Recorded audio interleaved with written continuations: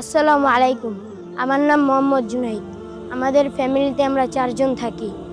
আমার পিতা মারা গেছে। আমার আম্মু আমাকে অনেক ভালোবাসে। আমার ছোট একজন বোন আছে এবং বড় একজন ভাই আছে। আমার ছোট বোন এখন মাদ্রাসায় পড়ালেখা করে। আমার বড় ভাই এখন নার্সিং কোচিং করে। আমি মাদ্রাসায় পড়ি। আমার মাদ্রাসার নাম কাসিমুল উলুম আদর্শ ক্যাডেট মাদ্রাসা।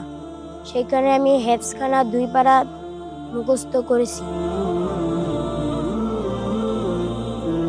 আমার মা চাইলে আমাকে মাংস কিনে খাওয়াতে পারেন না, কারণ আমার বাবা নেই আর আমাদের আর্থিক অনেক সমস্যা। একদিন আমি মাদ্রাসা থেকে বাড়িতে আইছিলাম। তারপর আমার খুব গরুর মাংস খাবার ইচ্ছা হয়েছিল, কিন্তু আমার মার অনেক আর্থিক সমস্যা, তাই আমি বলি নাই, মনের কষ্ট মনেই রাখছি। আলহামদুলিল্লাহ, ওনারা আমার কুরবানি গোস্ত খাওয়ার ব্যবস্থা করে দিয়েছেন এবং আমি আমার মাকে নিয়ে গোস্ত দিয়ে ভাত খাবো। আমি দোয়া করি আল্লাহ তাআলা আপনাদের কুরবানি কবুল করুন।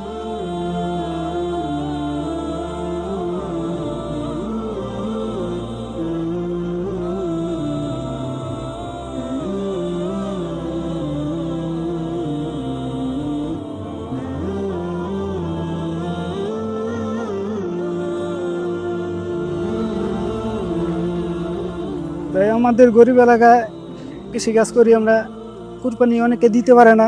আপনারা এই কুরবানি দিয়ে আমাকে ঘুষ দেওয়াতে আমরা এলাকার মানুষ সবাই খুশি। যারা কুরবানি দিচ্ছে আল্লাহ যেন তাদের কুরবানি কবুল করে, আমরাও আল্লাহর কাছে শুকরিয়া আদায় করি।